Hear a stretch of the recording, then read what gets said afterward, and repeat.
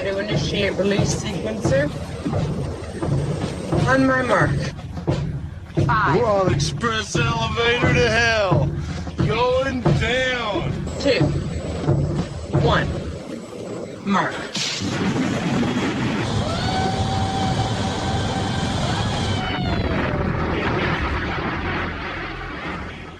Hello, everybody. My name is Mark, aka Derringer. Today is Sunday, February 16th, and you are listening to episode 248 of the Instant Action Podcast, your weekly source for Planetside news and information.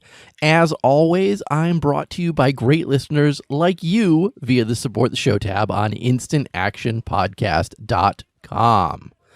So what's been going on with me this week? Not a heck of a lot. It's been a very quiet week. My wife and I are gearing up. She's taking a big trip next week. She's actually traveling to Guatemala to do a missionary type thing with her church. I'm not going, so it's going to be exciting for me when Thursday of next week rolls around, or Thursday rolls around. She's going to head off to Guatemala, and I'm going to be alone for 14 days. It's going to be glorious. No wife, no kids, no nothing, no responsibilities except going to work. So I'm going to try and strap in as much Planetside 2 playing as I possibly can. But enough about me. What's in store for this week's show? Well, first, I have the Escalation launch delay to talk about. I think the feedback regarding the delay is pretty much positive, but I'm going to talk about it anyways. After that, there were a pair of PTS updates to talk about that happened on the 12th and 14th. Pay close attention during this segment because there were a lot of changes to both war assets and outfit wars in these two updates. And then I'm going to finish this week by talking about the new player guide that Nogigs put together and why anyone thinking about playing Planetside 2 should check it out. So strap in as we hot drop into another episode of the Instant Action Podcast.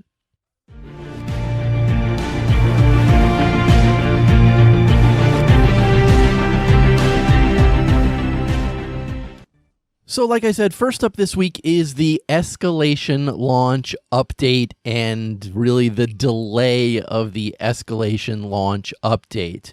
And I don't want to say I knew this was coming, because I didn't, but I kind of thought that this might be the case, that we would see some sort of delay, because I felt like the 19th was a very, very aggressive launch date for this stuff, because we'd been testing it on the private dev playtest for a while, and things seemed like they were in okay state to come to PTS, but not necessarily live. So again, I was very surprised when they originally stated they were going to release it on the 19th.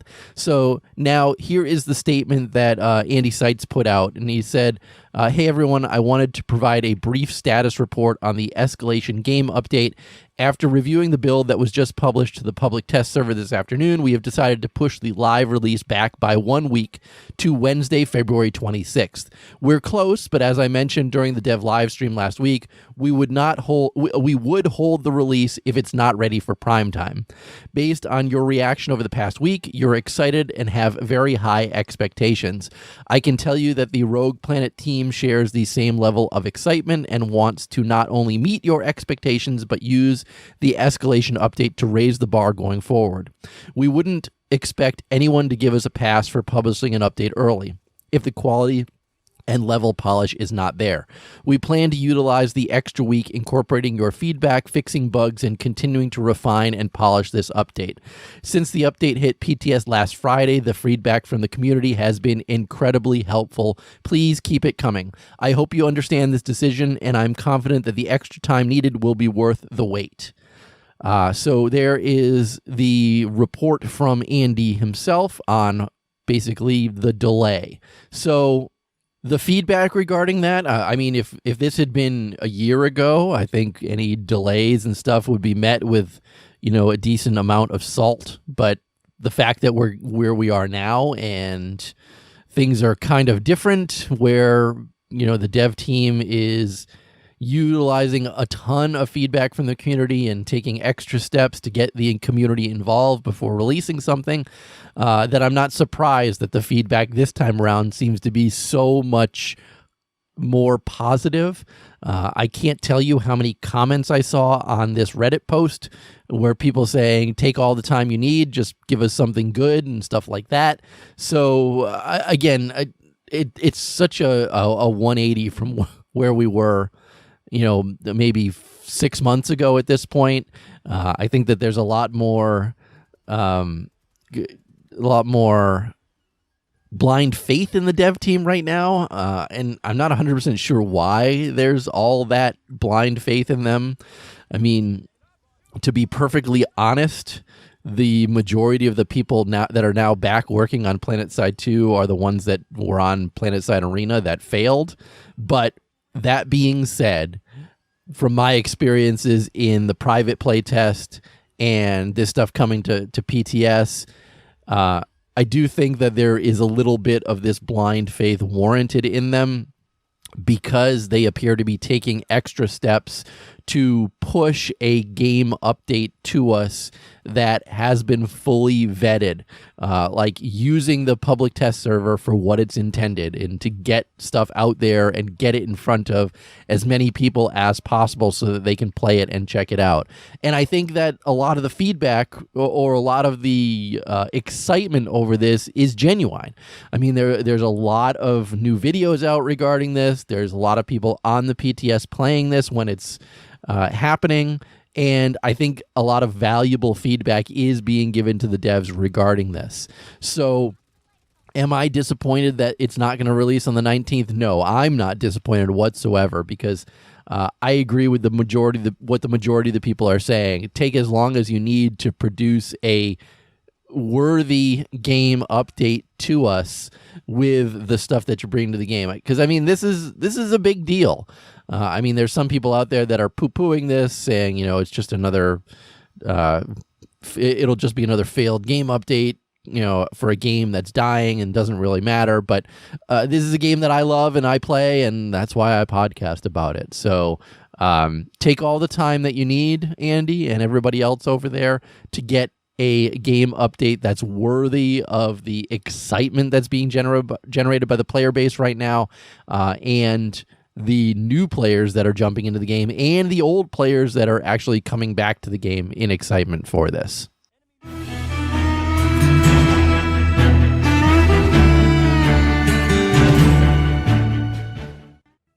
Now let's get into the 2 PTS updates that dropped over this past week. The first one dropped on the 12th, and this was just a smaller update with a number of changes, some bug fixes, etc., based on the feedback. Starting in the updates themselves, they did a tuning pass and fix for the Bastion's Mauler cannons, so they should more reliably hit and do more noticeable damage. Also, when a Bastion is destroyed now, its explosion will now damage and impact nearby players and vehicles, which is kind of an interesting one. I like that when a Bastion, as big as it is, explodes, that it can affect aircraft in the area. Also, now Bastions that are not destroyed will time out and leave the zone after 1 hour. That's good because now it means that a Bastion can never be active for more than an hour before potentially the next one can be pulled. Bastions can now be spotted and tracked with engagement radar. That should have been by default. Players can now redeploy when they are in Desolation. This was a surprise one because when we were doing the dev private playtesting, you could never redeploy when you were playing in Desolation. And for the most part, we all thought that that was a game decision for Desolation. And I almost wonder if this is just something that they're throwing in for testing purposes, and it isn't something that's actually going to make it to live itself. I kind of like the fact that you couldn't redeploy when you were actually fighting the outfit wars on Desolation. It made every life matter a little more, and it meant that you couldn't instantly redeploy and jump to a different. It basically made Desolation not work like redeploy side. So I'll be curious to see if this is something that is just for the testing or something that actually makes it to live itself. They also updated the world map selection image for Sanctuary, and they polished some of the Citadel Shield visual effects. There were also another number of bug fixes that came in this update. You can now spawn into a bastion despite exiting and returning to a continent. The bastion turret projectiles should originate from their proper locations. Bastion turrets can now properly animate when using waypoint attack. Bastions can no longer be sent out of bounds, which was an interesting one that we discovered in the private chat, that you could move a bastion out of bounds and then no one could attack it. Also, disabled player spotting while in the sanctuary, because obviously that was making a lot of noise because everybody was spotting everybody. And I hope that even though they've disabled this, that they might think about enabling player names over their heads, because this was really the only way to get everybody's name over their head. They also made it so that war assets can no longer be spawned in Sanctuary. That was a big one during one of our playtests. Everyone was dropping anvils in the Sanctuary. They removed some of the invisible and broken collision from the Sanctuary, and I know this was an attempt to stop people from walking out of Sanctuary and then being in space. And then finally, they fixed a few client crashes. And this was in the first game update, or PTS update, that dropped to. These were kind of it felt like a lot of these were ones that they already had in the hopper, and were ready to go with this first round of updates before the second big update that we had on the 14th, which I'll talk about next.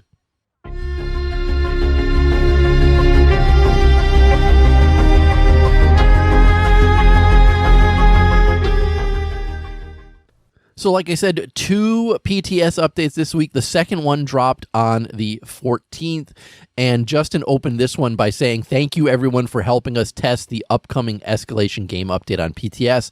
We're continuing to gather community feedback, make improvements and fixes, and add additional polish to each major feature, which should be reflected in the large update we're pushing today to the test server. Today's patch should have most of the major structures in place, including an accelerated outfit wars loop that will allow players to freely participate in tournaments on the PTS." And here is the full patch notes regarding this. So first, like he said, outfit war matches have now been enabled on a recurring schedule. And this is to get more people into the outfit wars testing. Prior to this update, they had to manually kick off the outfit wars, which meant that they were trying to get a lot of us in the private playtest onto Desolation at specific times with a lot of our existing testers so that we could give them some feedback regarding the outfit wars themselves.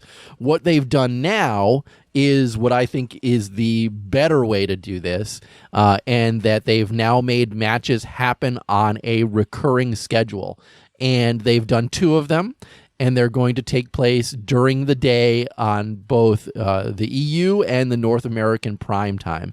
And the first ones began on Saturday, February 15th, and they're going to run through Tuesday, February 18th. And the schedule is as follows. So the first, and these are all Pacific time zones. The first outfit war, you have to start opting in beginning at 8 a.m. Pacific. So that's 11 Eastern, 4 Green Mountain time. You must opt in. Your outfit itself must opt in during this phase to begin using the Outfit Wars tab. And you have until 11 a.m. Pacific, which is when the qualify phase event begins. In order to qualify for this, you must capture at least 1 base and have earned points in order to during the qualify phase itself. The preparation phase begins a half hour after that. This phase is meant to allow players let their outfit know that they've successfully qualified for a match. And the war phase is going to begin at 12 p.m. Pacific time. And when that phase is active, Desolation will be unlocked and the game mode will go through its normal routine. The second outfit war is the opt-in phase is going to begin at 3 p.m. Pacific, 6 Eastern, 11 Green Mountain. Outfits must opt in again during this time. The qualify phase is going to begin at 6 p.m. Pacific time, so 9 o'clock Eastern. Again, at least one base must be captured in order to earn points during the qualify phase. The preparation phase will begin at 6:30 p.m. Pacific. It's meant to allow players, again, to let their outfits know if they've qualified. And then the war phase is going to begin at 7 p.m. Pacific, so 10 p.m. Eastern time. And again, Desolation is going to be unlocked at that point, and the game mode will go through its normal routine. So as you can see, the first outfit war is really designed for the EU side. It's during their prime time. The second outfit war is designed more for North America. And it feels to me that it's more designed towards Connery's time zone than Emerald's time zone. But obviously, if the war phase begins at 10 Eastern, it's still not terrible for those of us on the East Coast. And like I said, just going back, this is very good news that they're automating this. I am a little surprised that it's only running through Tuesday. What do they say? Tuesday the 18th. I'm surprised it's not running through until Tuesday the 25th. Now that we've got a delay on the game update itself to the 26th, I think that they'd want to capture this information for a full 2 weeks rather than just, I'm sorry, not even a full 2 weeks, because it's only running from Saturday to Tuesday, so that's 4 days. So really, that's only giving them access to 8 matches to watch. I think that they'd want to push that all the way to the 25th, and maybe we'll hear that they are extending that to the 25th at this point. It also makes me wonder if they're planning another small PTS update on the 19th or 20th or 21st this week. I wouldn't be surprised if we see something based on what they've seen in these 4 days worth of Outfit Wars stuff. Now, in addition to the automating of the Outfit Wars, they did make some changes to the Outfit Wars scoring. So first, facilities and large outposts are now worth 15 points on capture and also 6 points per each 5-minute tick. And the small outposts and construction bases are now worth 5 points on capture and 2 points per 5-minute tick. Now, Outfit Wars wasn't the only thing that got a bunch of changes in this small update. Sanctuary got some changes as well. First, the Nascent Expeditions Representative, or the NER, in the center shop will now allow you to trade resources with her. While on the test server, though, resources will not be deducted at this vendor. So if you need more outfit resources for crafting, you can gain them from her. It would be interesting if this is one that stays in the live update as well. It would be very interesting to be able to trade certs straight up for ISO 4 or for merit points or other things that might be an interesting way to allow players with a giant cert pool to use them to pick up some other stuff. Also, from the outfit vendor in the right shop, players can purchase a consumable deployable flash that is equipable in the utility slot for now.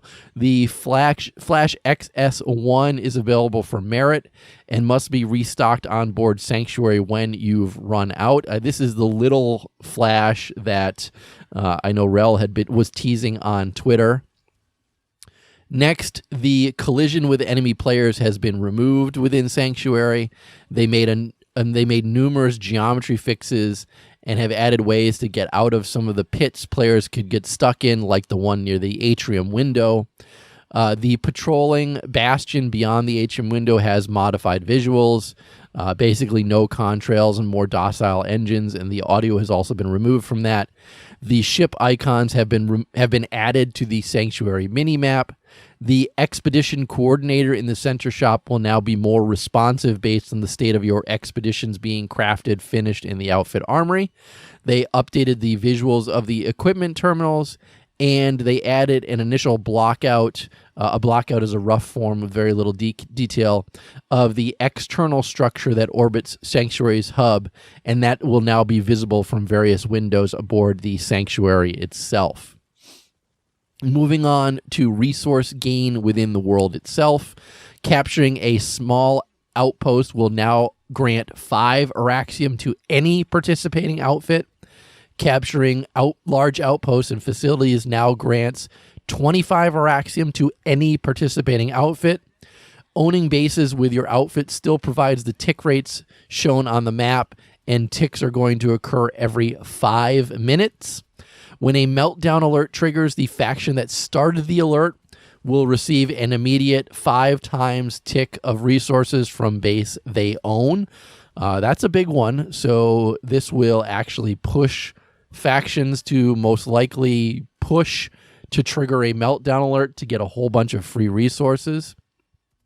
When a meltdown alert ends, the faction that won the alert will also receive an immediate 5 times tick of resources from bases they own. So again, there's a lot of added incentive to win a meltdown alert.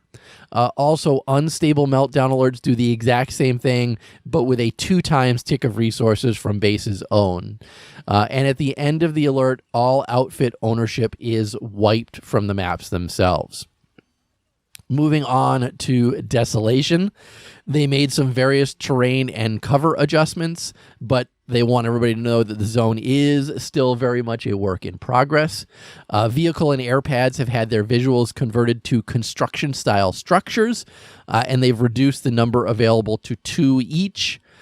Currently, each pad has its own cordium supply with which to pull vehicles from, but in later updates, they'll be adding a main silo structure which fuels all pads, similar to the normal construction system.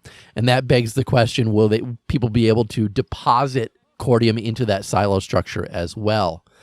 Also, they wanted everyone to know that nanite recovery in this zone is still broken, but will be fixed in a later update. Also, that this zone no longer appears unlocked when it's unavailable. And finally, that Relic H is now properly connected to the warp gates, which was just an oversight. So next is changes to the Bastion fleet carrier. So the Bastion no longer moves or fires without active waypoints, and waypoints will be removed when the captain exits the captain seat. It now requires 4 separate war asset components to be crafted before the Bastion itself. Captains will no longer receive grief points when allies are damaged by running into the vehicle. That's a good one.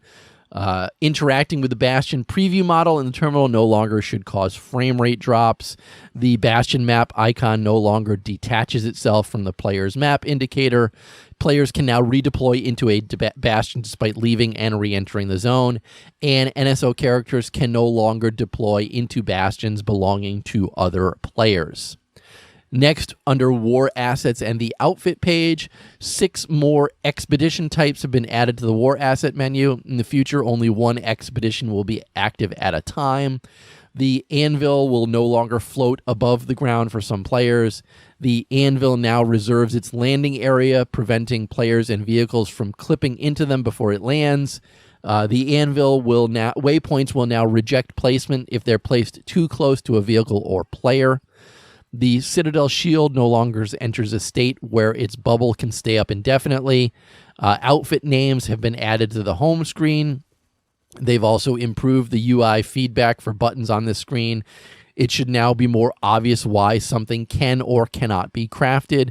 And finally, Steel Rain no longer pulls players out of vehicles, which I think is probably one of the biggest things on this. I mean, if you're in a vehicle already, why should you be pulled for Steel Rain? Next, there were a few miscellaneous changes, like they optimized the HUD health elements to reduce frame rate spikes. They fixed some issues causing players to be able to warp to other continents to the map screen. A7 currency no longer resets when you log out. That's kind of big. Cycling through weapons in Sanctuary no longer causes audio spam, and the Cordium icon is no longer missing from the construction terminal. There are 3 known issues in this game update, so don't report them. First, a minimum of 3 outfits are required to qualify for a full match in the war phase, so get yourself organized on the PTS and join an outfit so that you can get into a war phase. If the spawned Flash XS1 is despawned, if a player is in the rumble seat, they will become unable to move. They know about it. They'll be fixing it. And finally, there are some visibility issues in some of the interior structures in the Desolation map. One particularly is the command centers. As a result, terrain geometry will disappear when you're inside them. Again, they know about that, and they will be fixing it. So there you go. That's the bigger of the two updates to the PTS that's out there. And again, all of this is based on player feedback. We've been giving feedback to the devs constantly regarding this, and clearly they're taking a lot of this to heart and making a lot of those changes based on that feedback. So if you haven't yet and you want to download the PTS and get in on this, provide your feedback to the devs. That's how they make this game update great. And with that, let's move on to our fourth and final topic this week.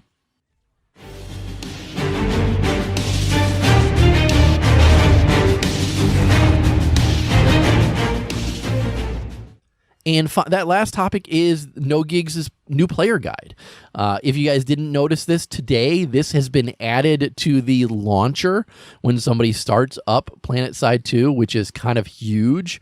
But basically, Nogigs put together, it's less than 10 minutes. And it's a quick new player guide to Planetside 2. He starts off by talking about the 3 different factions. He starts by talking about the tutorial. He starts by talking about the 6 different classes that you can play in the game. And he finishes with a quick, this is the mindset that you should have when you're playing Planetside 2. And the mindset that he covers is you have to be prepared to die a lot in Planetside 2, but that you shouldn't give up on it after, a first few minutes of dying a lot. It's a good little video. Like I said, it's less than 10 minutes.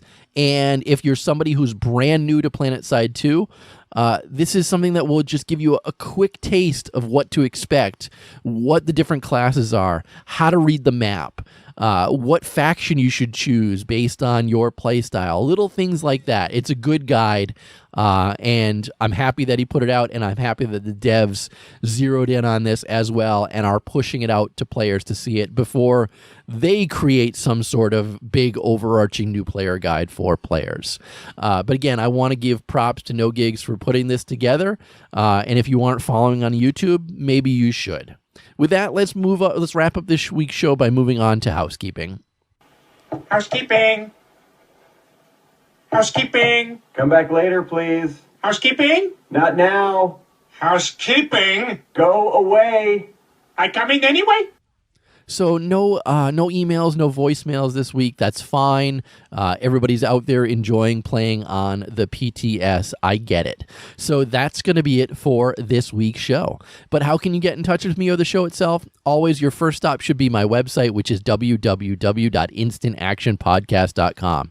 You can also email me at instantactionshow@gmail.com. And finally, if you want the latest news on the Instant Action Podcast, follow the show on Twitter at InstActPodcast. That's INSTACT Podcast. But in closing, if you've enjoyed the show, please leave me a review on your podcast listening avenue of choice, whether it's iTunes, Stitcher, Google Play, or anywhere else. Also, feel free to tell your friends and outfit mates about the show. But finally, thanks for listening, and keep spamming that join combat, formerly known as Instant Action button. Derringer out.